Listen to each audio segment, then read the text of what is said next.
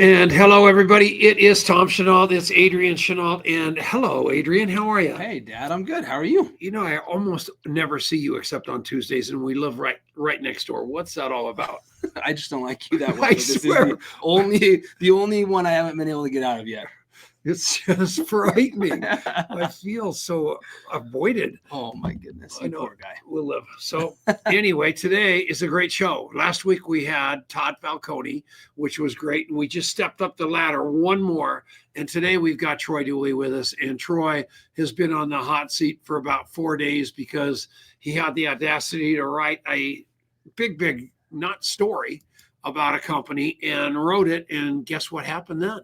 Everybody went all kinds of crazy because they were on one side of that or the other. So we thought we'd bring Troy on here. And I haven't told Troy how I'm going to ambush him, but I'm going to tell him right now.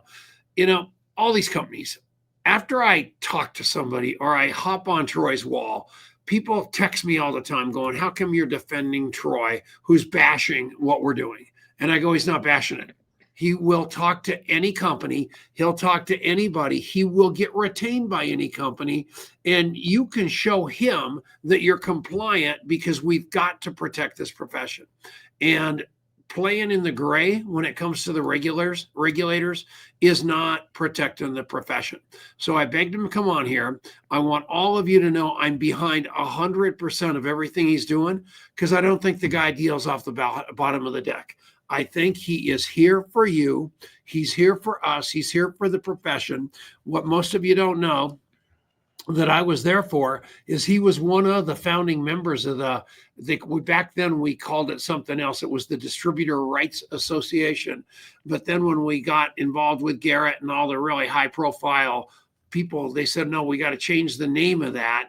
And we got to change it to the Association of Network Marketing Professionals, which I was against and am still against because back then it was David versus Goliath all the time. We were trying to stop companies and everybody else from taking advantage of the little guys.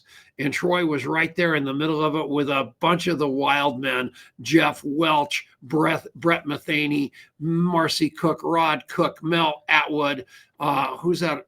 Sandy Cohen, forgot about her. And somebody told me the other day, Sandy Cohen's older than me. And I heard she's crushing it in yet another deal. And all I can say is old people rock, good on her. And that's the best thing I ever heard in my life. But Troy Dooley, good to hear from you. Good to see you. Our water goes so deep with your sons and your life and all the things that you do for the underdog out there. I happen to love you. How you doing, buddy?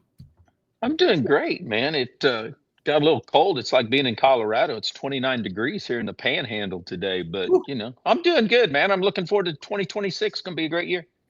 I have not seen you in a collared shirt ever.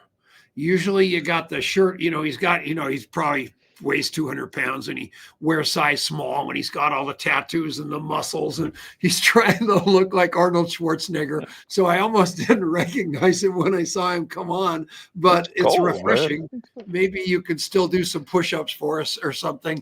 But Troy, how's it going? Are you just in the popcorn popper out there? Are a lot of companies trying to play in the gray or what's going on? Alabama. Well, I don't even know. I don't think companies know they're playing in the gray. One of the things that we've seen lately, and I talked with Kevin Thompson and Clay Brewer about this, they're just not getting retained. So I think companies get excited. Sometimes it's just reps that get excited and they want to launch a new company and they spend so much money on the software because that really is, you got to spend the money. You spend money on a comp plan. And they think, well, I'll go out and I'll find my policies and procedures, or I can take somebody else's comp plan, put it together. So I don't think that they're wanting to play in the gray. I just don't think they know they're in the gray most of the time. And inside of that, isn't that just playing with fire? Especially in the, you and I come out of the securities business. I just heard a couple of days ago, they published that one of these companies had gone out and bought $15 million worth of stock to prop up the price. I mean, in the securities business, that would be and I don't even know if it's legal in the coin business, but that's artificial pricing. That's holding something up that wants to go down. I mean, even that is I don't know if there's a law against it, but logically there should be. Wouldn't you agree? I would agree with that. I think, Tom, part of the issue is there's no black and white in the crypto space. So regulators decide to use what some of these guys will tell you is antiquated rules that have nothing to do with the modern finance, the DeFi, but yet regulators got to have something to play with. So you get the wild, wild west, and when we will look back a few years ago at some of the companies that are here and gone, and you and I've got a good friend of ours, Joby Weeks, who got caught up in some stuff. And back then it was the pioneers. I mean, there wasn't anything. Everybody thought they were just all wrong. Now at least we've got a little bit more of a foundation. Maybe we're in the 1800s instead of the 1700s, but these guys are still running loose and wild. And when you try to address it, you get that pushback of, well, you're a hater. You're just like everybody else. And it's like, no, if you go read the haters, they hate me too. So I don't have any friends. You two are the last two friends I have, I think. I don't know. It's so easy to throw shade. And, we don't want to do that. We want to keep this profession alive. I mean, I don't even know how far back we go with going having an associate with the distributor rights and Marcy and Rod and all those people. And then going forward all these years, and people talk about it all the time. I wouldn't be on the board of the ANMP. It's just a bunch of jerks. It's a bunch of this. It's a bunch of that. You have no idea. And I've been on that board now for way, way, way too long. Once a month, listening to what's going on out there and trying to figure out everything we can to keep everybody in business that are the good guys, and not throw shade at the bad guys, but have the boundaries in place to have the boundaries throw whatever shade it is to protect people from the pyramid schemes or whatever it is. And I'm going to talk about Bitcoin for a second because I know the price of Bitcoin and XRP and Ethereum better than I know all the coin stuff. But, I got involved. Joby, believe it or not, was the second guy that got me involved with Bitcoin way, way, way back when. And I played around with it a little bit. I bought a little bit. I sold a little bit. I sold it way, way, way too soon. Everybody probably did. But one thing I saw was that it's a lot like a stock. It goes up and it goes down. And the people I told that it was never going to go down, it went down, and they called me on the phone and said, Tom, you're a no good son of a bitch. And then then it went up, and they're going, well, how smart am I? I bought the Bitcoin and never even remember I told them to do it. And that's a little bit the way it goes with investments. But in the network marketing world, it's a different story, because all of a sudden you're talking to widows and orphans that have no business buying anything. And they walk through the airport and they see some wall, some monitor that says this thing's a rocket and you better get on the rocket before it's too late. But they forgot to mention now, if you walk through that same airport, the rocket kind of crashed. And that's got nothing to do with anything except understand that you've got the destiny of a lot of people in your hands when you're out there recommending. And when you're only using your own money to buy this stuff and you've got rules and you're okay with it and you're using money that you can afford to lose, when the thing goes south, which most of them do, you've got only yourself to blame and only your own money to lose. Nothing's worse. You're the one, and I'm going to call you out on this. I was involved with a company in 2010, and that company went broke. And a lot of people went out of, here we go. And a lot of, he knows what I'm going to say. And a lot of people went down with it. And I'm on a show and I'm on a panel, and Troy Dooley looked at everybody on that show and said, yeah, well, Tom Chenault had the financial knowledge to be able to see the Titanic hitting the iceberg. And he also had time to turn the Titanic. And I was so mad. I was really, really mad. And I'm not mad about it anymore. And I still don't believe I could have turned the Titanic. But you guys, that is what happened. And as recently as last night, somebody mentioned that to me. Mm-hmm. They never forget it because it's never their fault. Maybe I should have seen the Titanic coming, but maybe they should have. And that kind of hindsight, 2020 hindsight, will haunt you forever. So all of you choose, you're never going to be able to figure out. I would have never, ever, ever saw half of these companies that went out of business, whether it was Vima or anything else happening. Nobody's got that crystal ball, but do the best you can and do a little bit of due diligence. Would you agree, Troy? Well, I do agree, and you hit on something, because you got even with me in 2012 when you asked me on your call, and me and the SEC had a conversation. So, it's tit for tat, but you hit on something here, because we always do look in hindsight, and part of that is because that is really what the rules are. That's how the SEC works. That's how the FTC, they go back in history to come forward. It's just the way it is. I can't go out there and predict the future. If I was still licensed in securities, I've got to tell you the historical data. And that's what we don't see. And that was one of the first early indicators with me with Texit Coin, that they didn't have legal or compliance in place the way they needed, because all of the signs at the airports, which are, man, that's some really good marketing. So we got to say A to the marketing, but none of them that we were able to grab pictures of, or that we had guys send us videos of, show any type of a disclaimer. There's no income disclaimer. There's no investment disclaimer. There's nothing. All you see is an uptick in the coin. And that is a giant, that isn't even a gray area. That's what the FTC look for, is income claims. What's the lure of easy money?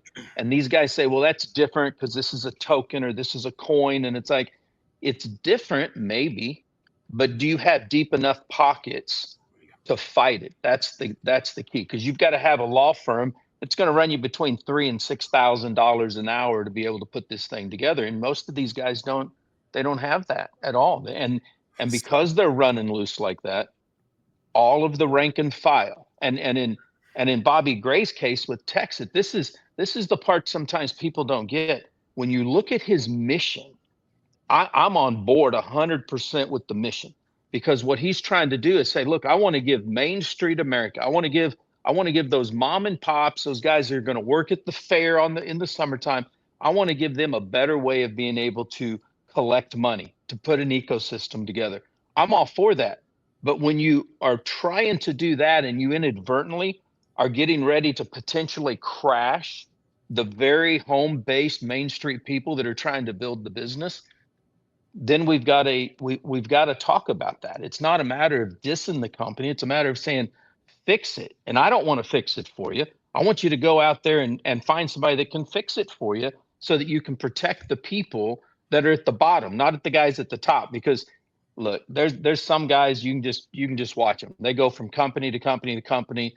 They don't care about the company. They don't care about the founder. They don't really care about the people in their organization. They just care about how much money they can roll through, because they watch the bell curve. They know when the bell curve hits the top and they're ready to go do something else. We've got to take care of both the company and that rank and file, because if you don't have a rank and file, you don't have a company. If you don't have a company, you don't have the rank and file. So yeah, people don't get it, Tommy, and we've been around long enough. We've actually been up and down. We've been at each other's throats. The only thing we haven't done is I haven't climbed in your bathtub yet, and that's probably not going to happen. But, everything else we're good with. You've even played with my leg, So.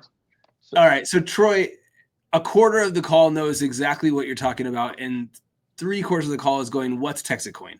So talk a little bit about the situation and what's going on. And because I think this illustrates a bigger point, but I think it's an important context for people to know what's going on. So what is Texit Coin, and kind of what has gone down there over the last couple of weeks? You've got a serial entrepreneur by the name of Bobby Gray, who has a passion for his home state of Texas. And he's been in the commodities business with hard coins for a long, long time. And he said, hey, I'm going to come back home, and I'm gonna launch this digital coin that is 100% based in Texas. Don't mess with Texas. Texas is a sovereign state. We are going to change the world, starting with the economy in Texas. And we're going to put what he calls honest money in the hands of the Main Street people. Love it. I think it's great. So he launches this digital coin. He's forking it off of Litecoin, which is it's a very robust blockchain. It's very easy to do. And he starts his push, and he decides, hey, maybe we can do this with some kind of a hybrid marketing system. Instead of me going out and spending lots of money on on all of the TV ads or going out and doing the Super Bowl or something like we've seen some of these old guys do in crypto. He decides, I'll put a compensation plan together. I will take a hybrid binary. Instead of 2 and 2 left and right, I'll do 3 and 3 left and right, and we can make money. Now that attracted some very, very good legends in network marketing that know how to market, know how to build organizations. They've got good reputations, and they launched this thing. And that's where the problem came in, is they started making some money. All of a sudden, Bobby starts getting some money. All of a sudden, they brought in somewhere around $140 million to make the project work. The dilemma with it is you've got a compensation plan to it. So when you watch some of these videos, the guys aren't even talking about the project that Bobby has put together. What they're talking about is how much money you can make by just bringing people in, having them buy something, and you're going to make all this money. They don't really talk about what it's about. And that's where we start to get into the gray area. And that's what really caught my attention in the beginning is, wait a minute, you know, you're mixing this again. Here's this great project over here that can work. It's got flaws in it, but if you've got enough runway, you can fix your flaws. Sure. But then all of a sudden you've got all the network marketing crap going on. And then you start to look at the whole thing. And just like anything, everything that goes up is going to come down. And that's what's happened here. You've got a man on a mission that says we're going to drive this coin to $16. Well, my Bitcoin's at 88,000 a coin. So people are saying, I missed my Bitcoin, but if I could get in over here where this thing is pennies and it goes to $16, well, I could make some money. Then you've got these guys buying the mines saying, well, man, if we can buy the mines and we're going to start getting coins off the mines and we've got all, we're going to win. It's a win. And it really is a win. If you know anything about crypto, this is a wonderful way to really build a legacy if you want to. But the coin all of a sudden goes to $7 and then it crashes to about 85 cents. And then people get upset because people say, well, why'd it crash? Where'd the money go? All of a sudden the stories start saying, well, we had a $15 million hack. Somebody lost the administrative keys and all this.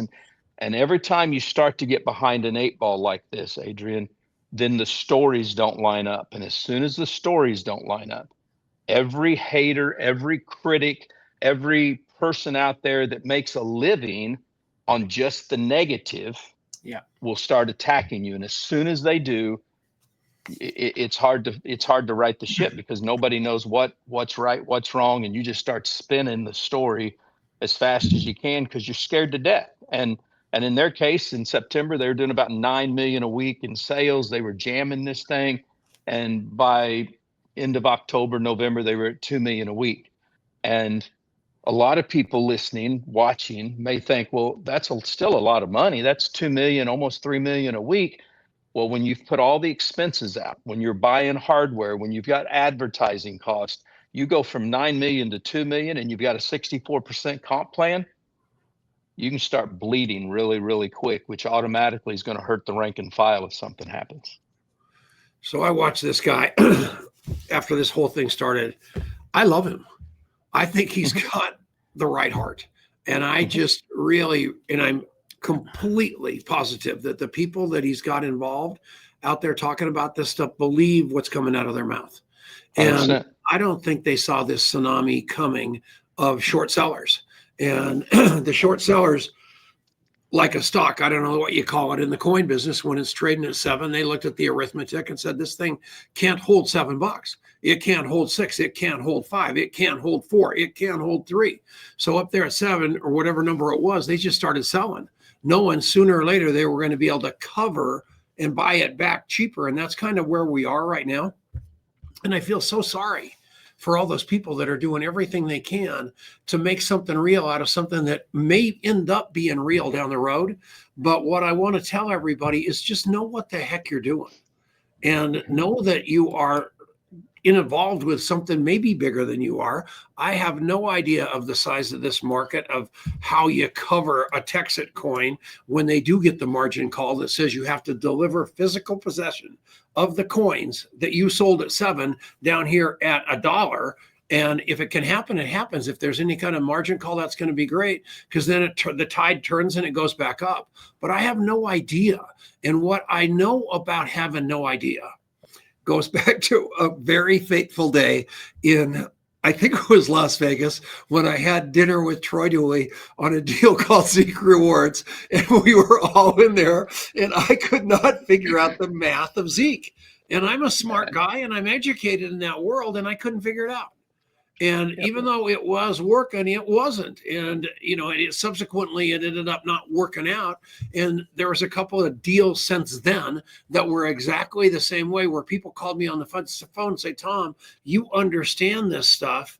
Would you please explain to me what's going on? So then I went to the people, and I'm not going to mention their names. And I said, this makes no sense. There is no way that this can be trading at this price. And at the end of the day, it goes down, and then the market makers mark to the market and change the market to fit the investors. That's impossible. And they showed me their phone of how much money they were making, and they told me to shut up. And that's what happened that day to some people that are really, really sophisticated. Only one small problem.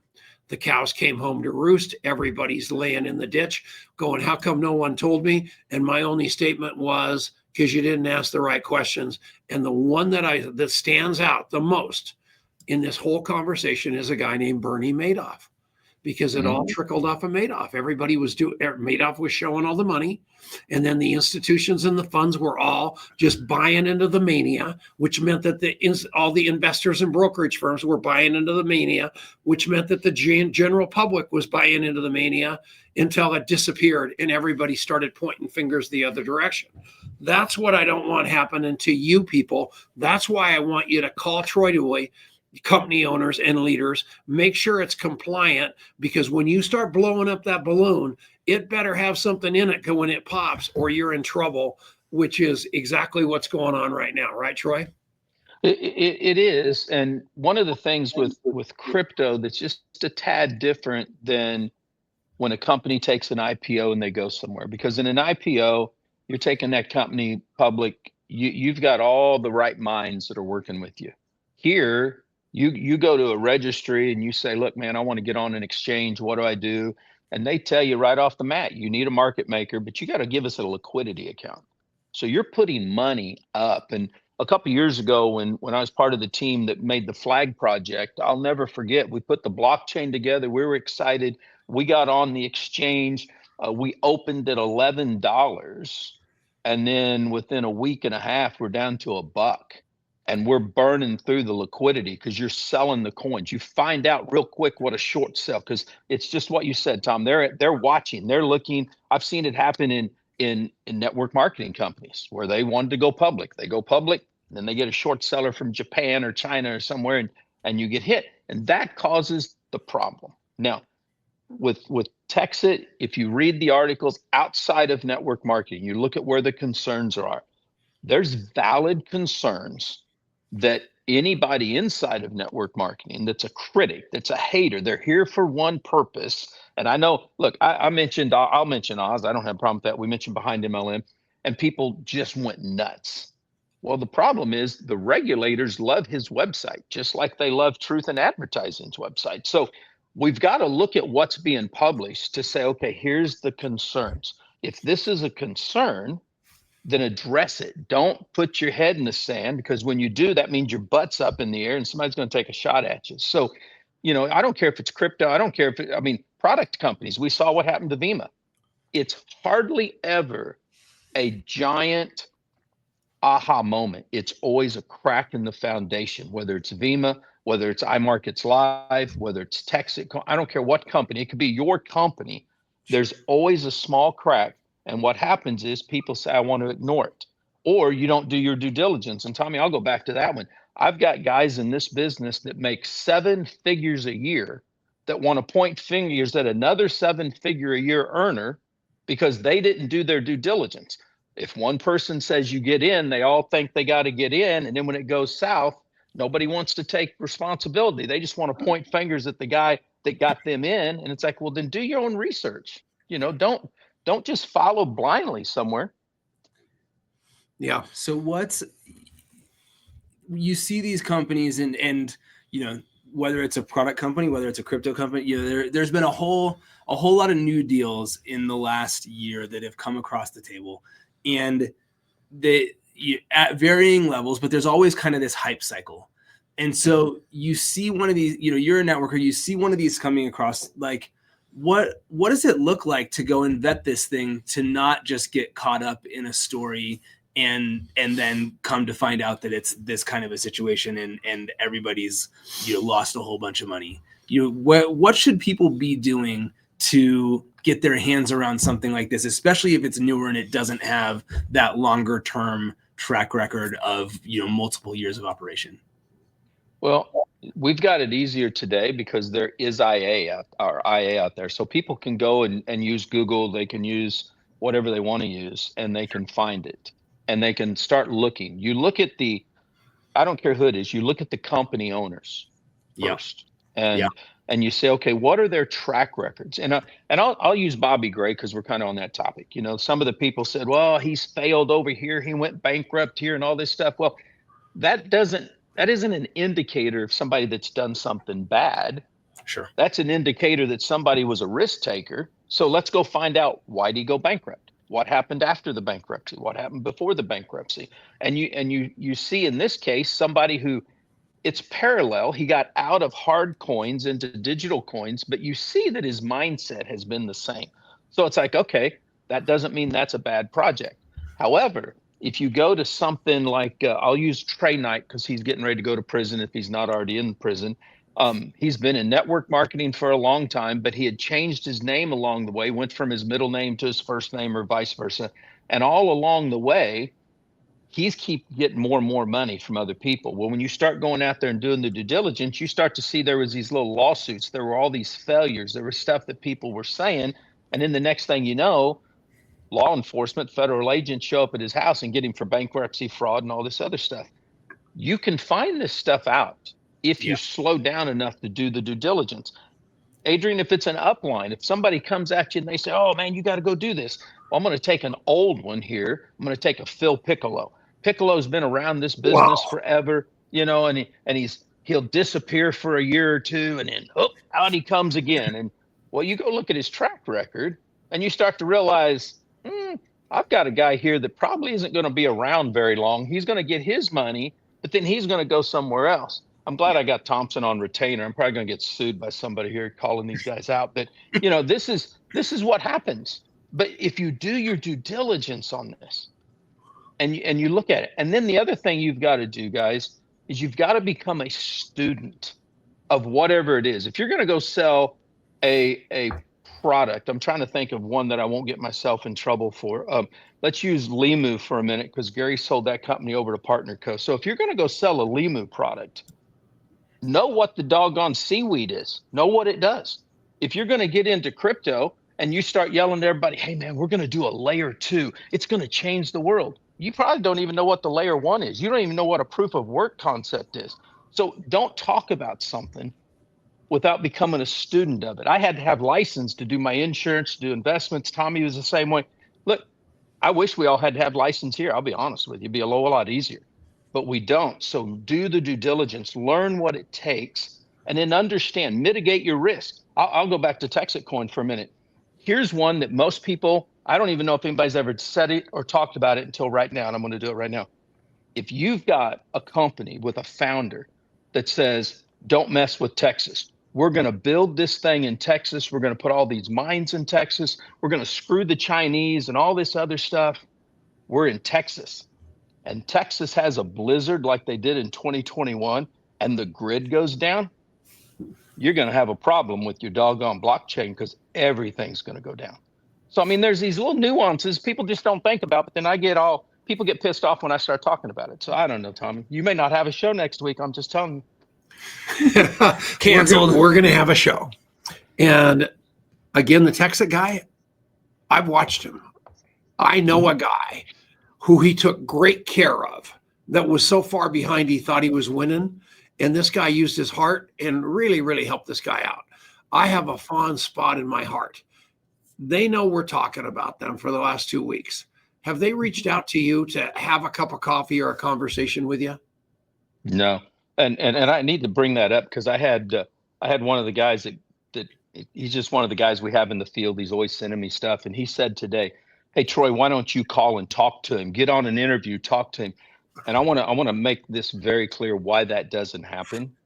If I've already called out somebody, the last thing you want them to do is get on a live call with me, because regulators are already looking at the company. If I've called that company out, I guarantee you regulators are there already. And the last thing I want to do is have somebody say something publicly or say something to me without their legal counsel on the call, because that can be used against them and I can be subpoenaed.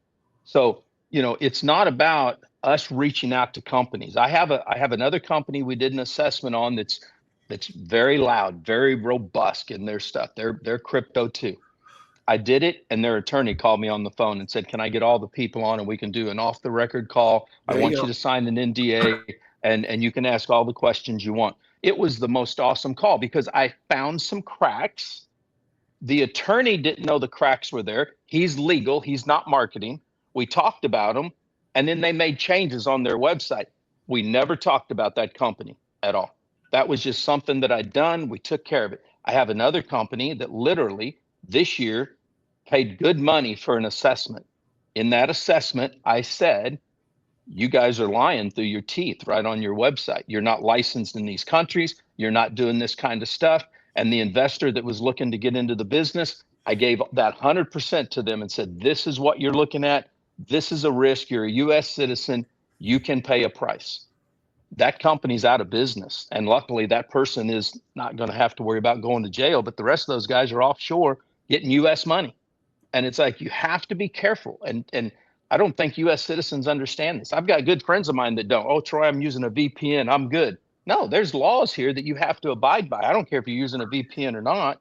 All that does is open you up to your account that you're not even supposed to have. If that money gets stolen, what are you going to do? How are you going to tell them about stolen money when you weren't even supposed to be investing money in the first place? What's so ludicrous about that? Now, what he's saying is a lot of these things aren't legal in the United States. So those companies that are offshore tell you point blank to get a VPN to cloak where you live so you can be involved from the United States. And they have the complete ignorance to believe that the feds aren't one step ahead of that, right, Troy? They do 100%, but that person is a con, because they're telling you to give them your money, use the VPN. We're going to pull your stuff in some cases. We're in Dubai, we're exempt. And then they're gone. And so's your $700,000. And then you're looking, well, I'm going to go tell the feds. Okay, you go do that and see what happens, because they're not going to look at you as a victim. They will a little bit, but what they're going to look at is you were trying to circumvent US law by investing money in something that wasn't legal in the United States. And Tommy, here's another one. Dubai over the last few years, at least in the last administration, was a safe haven. Just finished up May of this year. We did a big report with some people in Dubai with Bloomberg, and she was over there. The reporter I worked with was investigating these guys. I'm going to use IML because everybody knows that story. iMarkets Live, they got put out of business. They were a former client. The regulators, the receiver just got back from Dubai and took the assets that this family had moved to Dubai. They took their mansions, they took their condos, and both of them had, the husband had a girlfriend, got her pregnant. The wife had a boyfriend. I don't know if he got her pregnant or not. She's ugly, but I don't know what happened there. But I can tell you this, this was her name. Listen, her name was ISIS. You should have known right there. If anybody's named ISIS, they're a terror. Anyway, let me get back to my point. Is now the assets that they had given to their boyfriend and girlfriend, regulators are now taking those houses back, taking those cars back. If you're committing a crime, they're going to take everything that you've got. If you're found to be part of the promotion, if you're promoting this, if you're part of it, if you're just a rank and file, let's go back to Zeke Rewards for a minute, because this ripped my heart out with Zeke Rewards. They went after people who had only made $1,000. Yeah. And a lot of those people had lost their money. They didn't have any extra money to pay back. So when the receiver finished that case, he sold the database of the people that couldn't afford to pay back to a collection agency. And now that's on those credit reports. And those people are getting letters 13 years later. Hey, you owe us money from Zeke Rewards.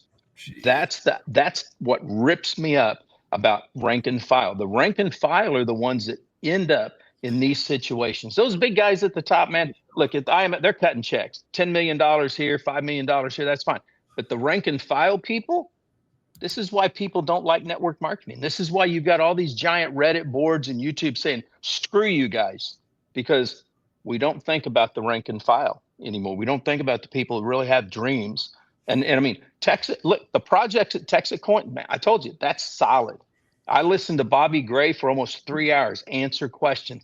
He got pissy on that call, but I'd be that way too after a while, man. I'm tired. I just want to spend time with my family and have Christmas. But he answers these questions, but yet people just don't get it. And I don't think Mr. Gray got it. I don't think he understood some of that $140 million needed to go to a really good Texas law firm to protect his butt. Well, we're going to help him write that, getting a hold of you and you helping him find some people to talk to. Okay, let's shift gears.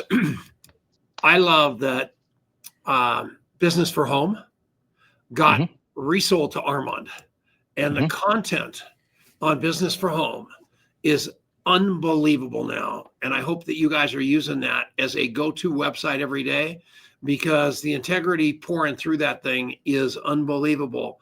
And although it didn't need it, there's a magazine out there called Home Business Advertiser. And it was owned by a great friend of the profession, and especially of Troy, by the name of Bobby Schwartz. And this guy's going on 100 miles an hour, has a heart attack and dies. Small kids, terrible situation. Instead of everybody running for the exits and really leaving his poor wife in the weeds, what ended up happening was Troy had already announced that he was going to form a liaison with this guy. And all they did, the widow and Troy, was ramp this magazine up. And it's going to be the premier lead generating magazine in the profession before you know it. And Troy's now like the executive producer or some crazy deal. But whatever he is, you want to take an ad out, because they've got a special for you that we want to talk about right now, right after I talk about the book launch of the great Richard Brooke, who's doing it Saturday morning. I read the book. It is absolutely, it's a lot better than Mach 2 Hair on Fire. It's 10 times better than the 4-year career. And here you have a chance to get this book Saturday morning, and you want to listen to him talk about it, and then you want to go buy that book. So while he's insulting me in the comments about me multitasking, trying to be the producer of this show, while Adrian just looks at the camera, I'm just telling you, I'm going to forgive Troy, and I'm going to forgive for telling me to turn the Titanic, and I'm going to forgive Brooke, and I'm telling you to go to his book launch. And now, Troy, talk about Home Business Advertiser a little bit. I got to talk about Richard first, man, because when I was going through all my crap with Zeke Rewards, that boy would text me, he'd talk to me, he gave me advice, and say Tom Chenault's an asshole. Well, that was beside the point, but but here was the best part, is I'll never forget this, and I've used it ever since. He goes, "You were too close to the forest to see the trees," and I thought, man, how many other network marketers are that way? You're in the middle of all this crap, and you think you see what's going on, but you're too close to actually take the advice of other people. And that was the key. Richard's awesome. His book's going to be awesome. I mean, I think the only picture on the internet with me in a suit is with Richard right there with me at the DNS. Okay, before we go to Home Business Advertiser, I'm home the other night, and I'm watching with my beautiful wife, who's on this show, the Elway documentary. And Elway is doing 99. He retired from football. His biggest mistake was that he didn't spend more time with his family. So the entire thing is built around his mansion in Coeur d'Alene, Idaho. This beautiful, beautiful home. You've never seen anything like it. And they're just showing it. And it is a crib. What all of us network marketers don't know is Brooke built that house for OxyFresh and doing meetings and all the stuff. It's all commercial grade, like a 10-boat garage out on the lake for people to float in and actually come to the party. That's Elway's house. Brooke built it. He's dear friends with Elway. This guy is an anomaly. Yeah, but he never forgot where he came from, Tom. Yeah. And some of us, I mean, I've done that along the way. That's hurt me with my family. It's hurt me with my wife. It's hurt me in my reputation at times because we forgot where we came from. And that's one thing Richard's never forgotten and where he's come from. And he's been blessed. He's got Kimmy at his side now. I think that's awesome. So we need to talk all right. one place through KimmyBrook.com. Put that up, Adrian. KIMMY Brook.com. She is now the realtor for all of Hawaii. She grew up in Hawaii. Her mother is a legend in Hawaii. She knows every island over there, not just the island they live on. But if you're thinking about buying real estate in Hawaii, please contact Kimmy Brook. She's the brains behind the whole operation. And, you know, she's just a little bit like Denise, man. She's always apologizing for Richard, you know, basically working on his terrible personality. And here we are. So now we talk about home business advertiser. Let's get it because it was so beautiful. Bobby had reached out. I mean, I've been writing for the magazine since I left Pro Step. He was with Cutting Edge. We were competitors, and we just hit it off, man. We had a lot in common. And a couple of years ago, he had started the idea of maybe rebranding it. So in 2024, he'd reached out and said, "Look, I want to rebrand the magazine to Income Opportunity Magazine or Income Opportunities Magazine." He goes, "What do you think?" I said, "I love it." And he goes, "Will you be co-publisher with me?" Which I saw was an honor, and never have. This is the interesting thing.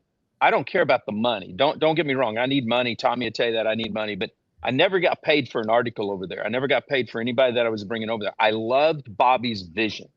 And it's like, so when he said, "Will you be co-publisher?" It's like, absolutely. So we're a month before the launch. We literally had just published the last edition. I think I wrote an article for that last edition. You did. It was beautiful because we were on your show making the conversion and literally ended one brand. We were getting ready for the next brand. And I remember the morning because Jennifer called me.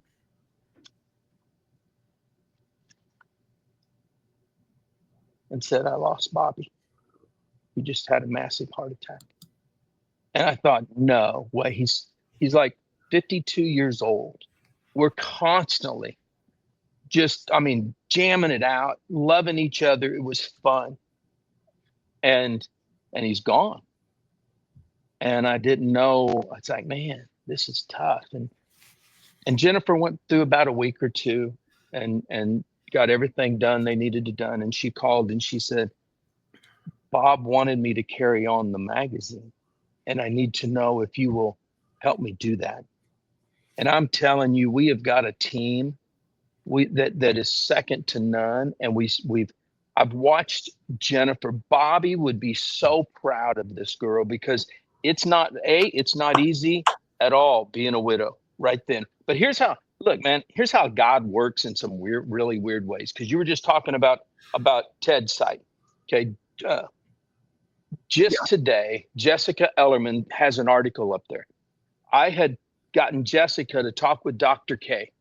And right when she's getting ready to launch her career with Dr. K over there at her company, her husband passes away. This is within 2 weeks. Yeah, 2 weeks of each other. I'm able to put these two young ladies together in a way because I don't know how to relate. Shoot, I don't know how to relate to my daughters, let alone two grieving widows. But the two of them have become just so close to each other. They've given each other strength. And Jennifer has come. I mean, she's a teacher, but this girl has buckled up and she became the head of this thing. And I am so proud of what she's doing to lead this.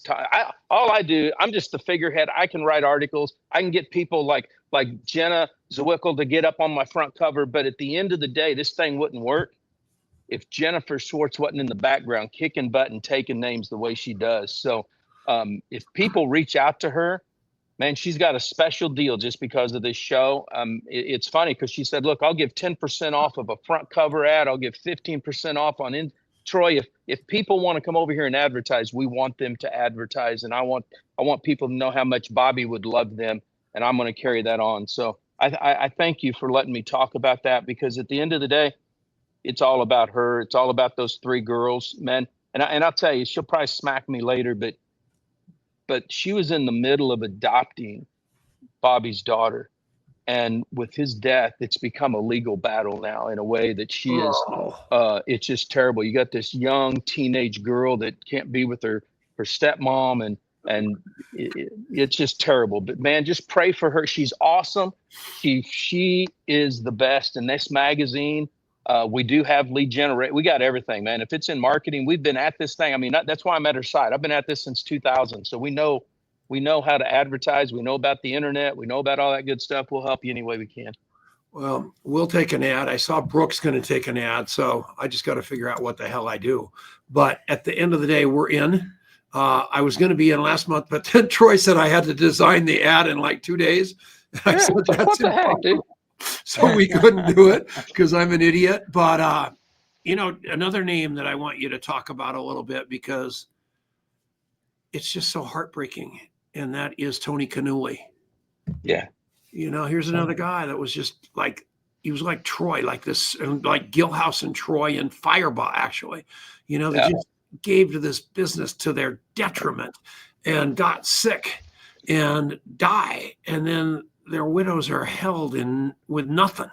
And what I'm committed to is help Bobby's wife and helping these people get those ships righted. I knew Jessica. I sat down and had lunch with Jessica Ellerman. I love that woman. I've watched what she's gone through.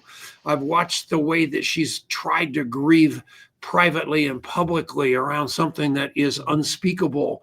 And whether it be Erica Kirk or these two women, whomever it is that has something go on that is so devastating you can't even breathe, yet you still have to go on.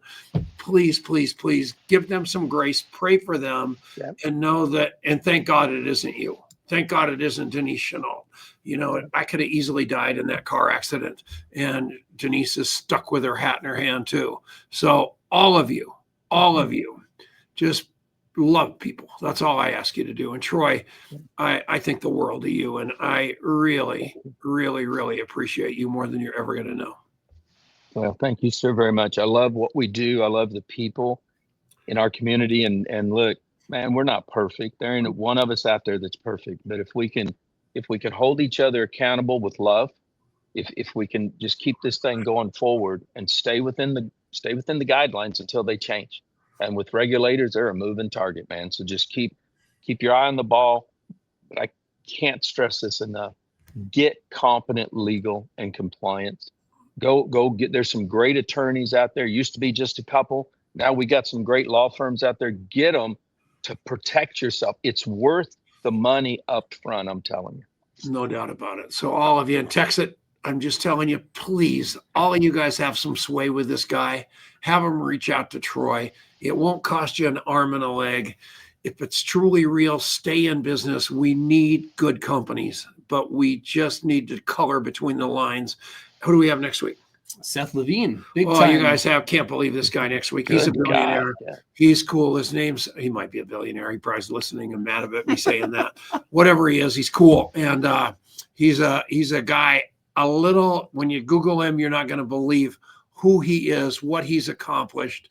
Giant investor, giant complete company backer, just incredible guy. Wrote a book. We had a guy named Brad Feld on earlier. Seth called up and said, man, that show's not that bad. We about swallowed our cigar, and we're going to interview him next week, and we're really excited about it. We hope you watch it. But yeah, that's that. All right, everybody. Thanks so much. Troy, thanks again. We'll see you all next week on the Legacy Leadership Show. Bye-bye.